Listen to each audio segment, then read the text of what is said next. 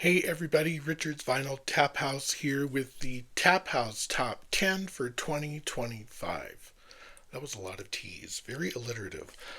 This was a good year for music, but man, for me, ranking some of these was really tricky. It was one of those years where it wasn't immediate standouts for me. I had to kind of get to know albums really well and replay and a whole lot.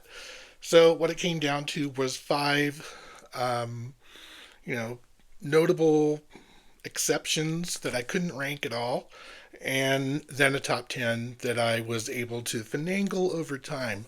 One was a latecomer that I really thought was going to be sort of like just an honorable mention, but it surprised me. So let's jump into it. Honorable mention number one, the new one from Envy of None. This is Stygian Waves. It is a super album. I really like how Alex Lifeson's guitars are much more prominent on this one than the last one. I guess my only problem with this is kind of it's a bit samey. It doesn't I don't know, it doesn't grab, it doesn't hook immediately. But a good album, and I wanted to make a claim for the fact that I'm really glad Alex Lifeson's featured a little bit more on this one. Next one, honorable mention for Turnstile's new one called Never Enough, which was the lead single off this. Again, love Turnstile. Glow was my number one album for that year when it came out. I absolutely love that. My problem with this is that it sounds like Glow too. It doesn't really propel the band forward to me in a more interesting or innovative direction. It sounds a lot like Glow, which I liked. So I like this, but I don't love it. It's great. Anyway, what else? Honorable mention. Squid, their album Cowards. Um, New lineup and female vocals are more prominently featured on this round. I love Squid. Their first two albums are phenomenal, and they ranked really highly for me when they came out. It's just taking me a while. It's just a little bit too out there and different. In good ways and some not so good ways. I don't know. I just couldn't glom onto it. So definitely an honorable mention, but didn't make my top 10. Sorry. Same with this band. This is Bedroom. Microtonic. Sorry about that. Microtonic from Bedroom. UK band, shoegaze up front with their first couple of releases, and then this album they ventured more into synthy electronica, very different vibe. Um, Not sure if that's what I want from Bedroom. This one rewards with repeated listenings, but it took an awful lot of repeated listenings for me to go, okay, yeah, I could put this in the honorable mention category at best. But Microtonic from Bedroom, great band out of the UK. Last honorable mention, I promise. Thank you, Chris Mann, for getting me into this one. This is the new one from Stereophonics. Make 'em laugh, make 'em cry, make 'em wait. What I loved about this album is it became my Sunday morning listening for months. It was just like one of the albums I could play on a Sunday morning. It's a more mature version of Stereophonics, dialed back quite a bit. Side two is a little bit more up tempo, but I think I like older Stereophonics when they were a little bit more edgy and guitar driven. This is a little bit more subdued. Now, credit where credit's due. This is a gorgeous vinyl pressing on very, very, very bubblegum pink. Again, thank you, Chris Mann, for getting this to me because this is a super album. But it did make my top 10. What did? Okay, here we go. Number 10. This is the album that was confusing me for the last few weeks. This came out a few weeks ago. It's Tom Smith from Editors, the lead singer, lead vocalist for Editors, UK band. I absolutely love this guy's voice, and this solo album is There's nothing in the dark. There's nothing that isn't there in the light. There's nothing in the dark that isn't there in the light. A lyric from this album. This one grew on me really, really quickly, mostly on the strength of two songs on side two, Northern Line and Saturday. Check those two out. They are fantastic songs that kind of do it for me. This has kind of a haunting acoustic feel throughout the entire thing. Yeah, Tom Smith's vocals. He has this sort of can't even describe it. It's just a very haunting vocal tone, and just had the feeling of longing that just kind of goes throughout this. It's a beautiful album. Made my number 10 for this year. Number 9, the new one from Shame. This is Cutthroat. I've loved Shame since they first came out. Shame's a band out of the UK. Yeah. I've always called them sort of like the brothers from another mother of Fontaine's DC. I feel like they should go on tour together because they complement each other musically. This is an adventurous album, and it's a little bit more advanced from every album they've done has been kind of an advance from the last one. Cutthroat, yeah, up tempo, interesting lyrics. Wins the award for most use of the word motherfucker on an album ever. Every third song has it on at least twice. I don't know why. But love this album quite a lot. Love the cover art with that wall of death thing going on. If I remember right, this is on colored vinyl. Nope, just black. I think there is a colored variant that I did not spring for. But number 9, Cutthroat from Shame. Number 8 is Pale Blue Eyes. Pale Blue Eyes are a UK shoegazy subdued. They kind of live between shoegaze and dream pop in my book, but their songs are up tempo enough and have enough flow to them to kind of take them out of that ethereal end of what dream pop is more like. This is New Place. For me, I love their album from a couple of years ago that made really high in my rankings the year that came out, or if it came out, I can't remember. I might have picked it up a year later. Anyway, their last album is fantastic. This is on equal footing with that.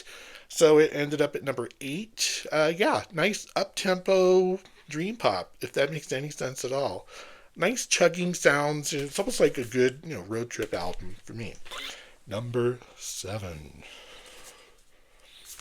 Hotline TNT. I had a hard time ranking this. At one point, I was kind of like, I don't know. It's okay. The more I play this, the more I love it. The more I love it as a sort of almost shoegazy version of, sort of this low-key emo vocals, like Galaxy 500 with a guitar drone that just works for me so well. There's some absolutely bangers on here. My favorite being Lawnmower, which I could play on repeat all day long. Love it. All of side 1 has that sort of guitar undertone. Think like Husker Du drone of guitars that just kind of chime underneath and everything layered on top. Really fun album. This is Raspberry Moon from Hotline TNT. I've lost count. Where am I? 1, 2, 3, 4, 5. Oh, number 6. Number 6. I knew this was coming up on this list somewhere. This is M. Ross Perkins. What's the Matter, M. Ross? Out of the coal mine camp of Ohio land. I call this like the White Album. An M. Ross White Album. Musically adventurous. There's a lot going on. He's a multi-instrumentalist. Fantastic vocals. Fantastic, well-produced album. Yeah, it's on the acoustic end of things, but yeah, this was, it just, to me, I likened it to the White Album when I first got it. This was a contest win from Alex over at Beer and Vinyl. I know he got Sam St. John hooked on this one too. I know it made his list. I saw it the other day. Great album. M. Ross Perkins from the Coal Mine Camp, Ohio Arts Council. Oh, Karma Chief. That's what it's on. Same label group. Great album.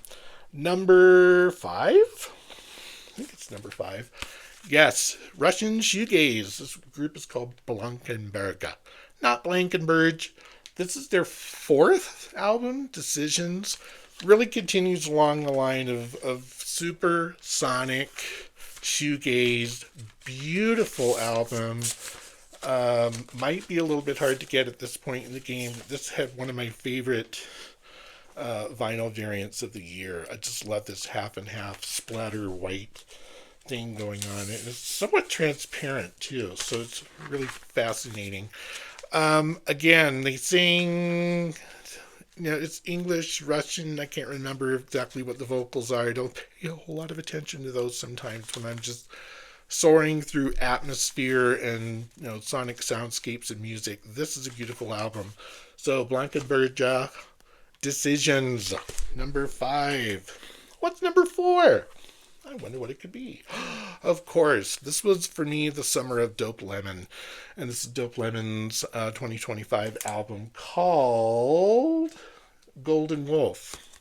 I forgot. This year I picked up almost every Dope Lemon album during the summer. Lloyd Boone over at Mr. Hats got me hooked on this stuff. Very laid back, summer vibes, chilling on the beach, on the deck with a beer, jamming to this. It is just so laid back. That's what this album sounds like. I probably said that when I reviewed this when I first got it.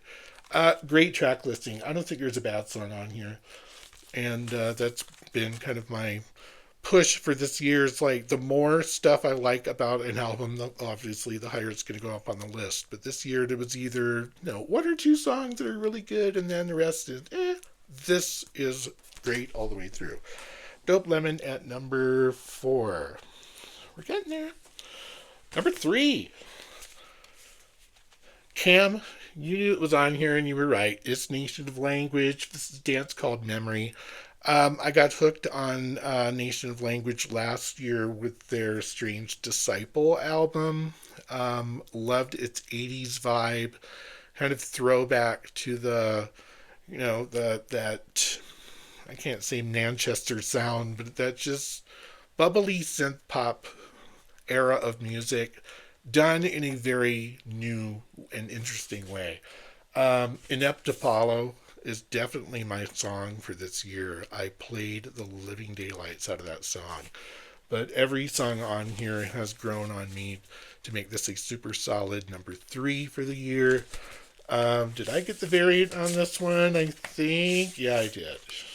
This sort of smoky, blue-gray, black splatter deal. Gorgeous album, highly recommended. Just check it out. Nation of Language, dance called Memory. Play Inept Apollo. You'll go, oh, and now I know what he's talking about with that 80s vibe to it. It is amazing. Number 2. What could it be? Of course it's Bob Mould. Bob Mould's one of my favorite singers of all time. This is Here We Go Crazy. I know Emma over at 8 Vinyl Low and I absolutely love this album from the minute it came out.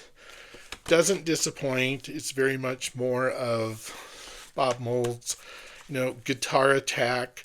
We were both definitely impressed with the drumming on here. John Worcester just pummeling the drums on this. Is absolutely amazing. Great songs on here. Here We Go Crazy is a standout. When Your Heart Is Broken is a standout, which I didn't like at first, and now I do. Firming Augers, great album from Bob Mould. Love the cover art on this one too. Catch him if he's touring anywhere near you because he always puts on a loud and fun show. Number 1. What could it be? I don't know. Could it be Biffy Clyro's Boutique? New one from Biffy Clyro. I had to wait for this for so long because it, ordered it, pre-ordered it, sat on it forever. Thank you, Warner's US, because boy, they were slow to get this to me. But it finally did. Does not disappoint. This has a ton of singles. It went number 1 in the UK. A couple of award, announcements, whatnot. Cool artwork. This is a special edition of it that has some inserts to it and on an absolutely stunning black and red kind of splatter splotch thing. Isn't that gorgeous? I just love this. There are some great tracks on here. It is kind of all over the map stylistically, but even for Biffy Clyro, this is probably the album I would say if you want to hear what Biffy Clyro sounds like now and defines what their sound is, this is the way to go. A Little Love is the lead single. Shot One is amazing. True Believer. Goodbye is another slower song. My critique for this at first was it's loaded with ballads, but they're strong ballads and they're good and they still have that Biffy Clyro, mixed up feel. So number one, Biffy Clyro, Futique, check it out. Check all of them out. They're great albums. Hey, everybody, I've been loving seeing top 10s and top 20s from all of everybody in the VC. We're all doing it. This is the time of the year for it. It was a great year for music. I wonder what 26 will bring. Guess we'll find out because it's only a few days away. Take care, everybody. Happy New Year, Merry Christmas, all that good stuff. And we'll talk to you later. All right? Bye.